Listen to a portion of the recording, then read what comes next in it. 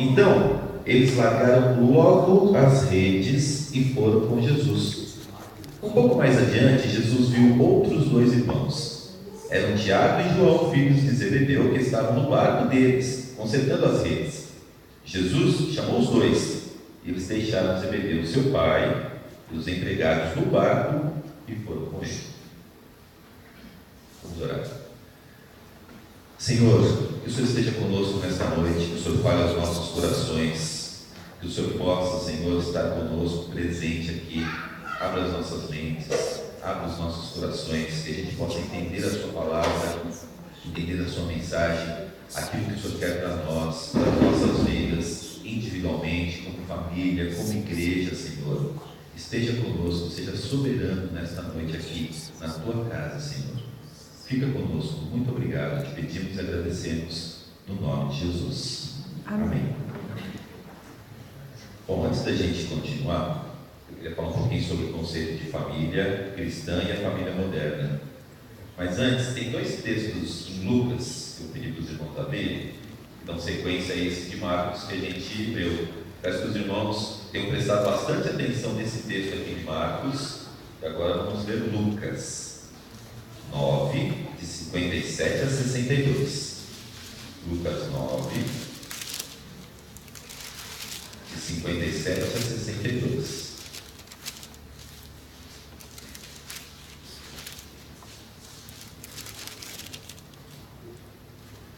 Diz o seguinte: quando Jesus e os discípulos iam pelo caminho, um homem disse a Jesus: eu estou pronto a seguir o Senhor, para qualquer lugar onde o Senhor for. Então Jesus disse: as raposas têm as suas covas e os pássaros os seus ninhos, mas o Filho do Homem não tem onde descansar. Aí ele disse para o outro homem: venha comigo. Mas ele respondeu: Senhor, primeiro deixe que eu volte e sepulte meu pai. Jesus disse: deixe que os mortos sepultem os seus mortos, mas você vá e anuncie o reino de Deus. Outro homem disse: eu seguirei o Senhor, mas primeiro deixe que eu vá me despedir da minha família. E Jesus respondeu: quem começa a arar a terra e olha para trás, não serve para o reino de Deus. Agora, na sequência, Lucas 10, de 25 a 29. O mestre da lei se levantou e, querendo encontrar alguma prova contra Jesus, perguntou: mestre, o que devo fazer para conseguir a vida eterna? Jesus respondeu: o que as Escrituras Sagradas dizem a respeito disso? Como é que você entende o que elas dizem? O homem respondeu: ame o Senhor, seu Deus, com todo o coração, com toda a alma, com todas as forças e com toda a mente. E ame o seu próximo como você ama você mesmo. Sua resposta está certa, disse Jesus. Faça isso e você viverá. Porém, o mestre da lei, querendo se desculpar, perguntou: mas quem é o meu próximo? Bom, vamos guardar esses textos. Vamos falar um pouquinho sobre família, que é o motivo dessa mensagem de hoje. A família foi criada por Deus, é a principal criação de Deus. Em Gênesis 1, de 26 a 31, a gente não vai ler, se vocês quiserem abrir aí para acompanhar, vocês vão ver que somente ao ser humano o Senhor deu poder de se comunicar diretamente com Ele, deu poder ao ser humano de dominar sobre as aves, sobre os animais do campo, sobre os peixes, não é? E Deus deu uma ordem ao ser humano: tenham filhos, espalhem sobre a terra, cuidem dessa terra, dominem a terra. Então essa é a essência: homem, mulher, seus filhos, dominando sobre a terra e criando seus filhos de tal maneira que eles possam continuar esse trabalho, né, dominando sobre a terra e assim crescendo, se multiplicando e assim obedecendo a Deus. Mas esse é o conceito da família tradicional, né? A família que foi criada por Deus, que a gente sempre fala na igreja, né? Foi Deus que criou a família, Deus que inventou a família, não é? Então, se foi Deus que criou a família, a gente, como ser humano, não deveria ter o direito de pegar o que Deus fez e falar: peraí, Deus, Isso não está muito legal, não. Isso foi legal antes, mas agora vamos dar uma melhorada aqui. Vamos dar uma maquiada nesse negócio aqui, que esse conceito seu está muito antigo. E aí a gente começa a entrar no conceito da família moderna, né? Como será que estão as famílias hoje? Como será que é a nossa família hoje? Eu estava fazendo uma pesquisa sobre isso e encontrei um texto psicanalítico, ou seja, não tem nada de cristão, é um texto secular, e que é um estudo que fala sobre a família moderna.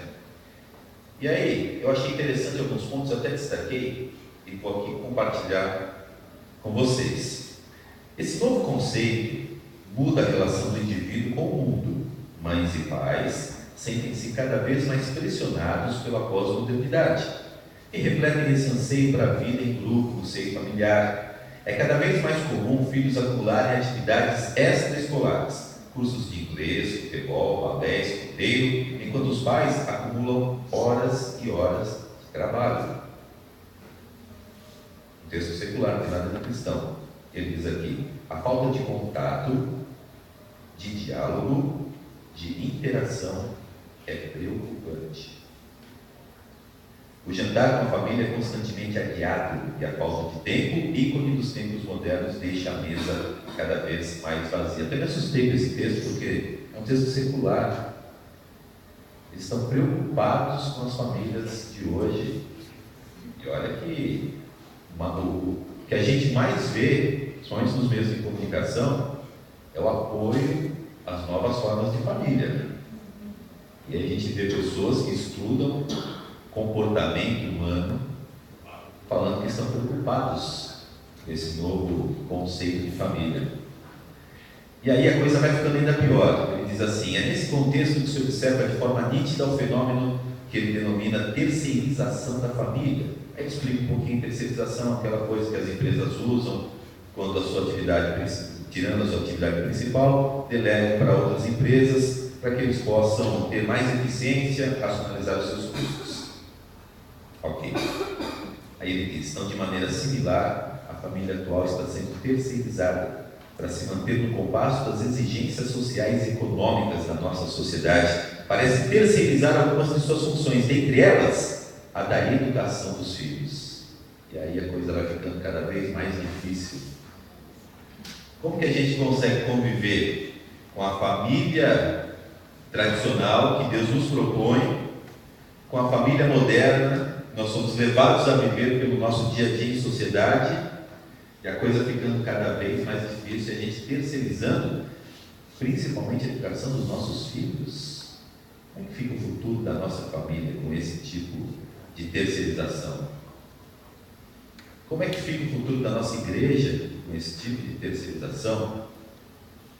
É aí que a gente fala assim: não, mas eu tenho fé em Deus, e as coisas vão melhorar, e a gente vai conseguir vencer essa batalha.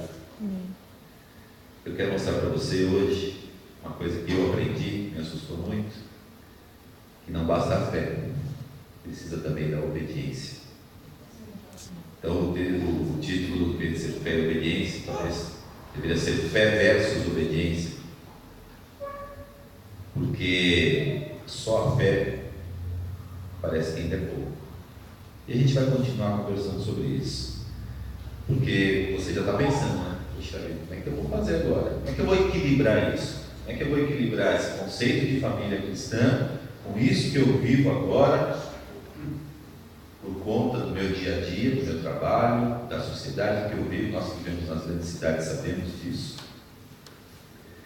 E aí esse texto ele continua fazendo essa análise também, pensando mais ou menos o que a gente está pensando aqui. Quanto mais ele vai falando, mais a gente vai se assustando. E ele diz assim: podemos pensar no casal e seus dependentes como um grupo de indivíduos interligados por um mundo de relações simbólicas que no tempo e espaço constrói uma história sobre si própria, seus próprios mitos, no qual eu, você, as crianças são ideias com valores e forças diferentes. Carregam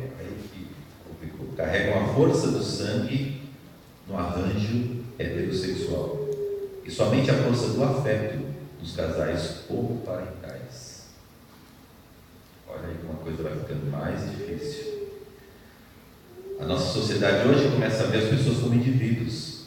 Homem, indivíduo. Mulher, indivíduo. Criança, indivíduo. Vivendo juntos, esse homem e essa mulher passando os seus valores, tentando fazer com que essa criança possa viver em sociedade, mas cada um criando sua própria vida individualmente. Esse é o novo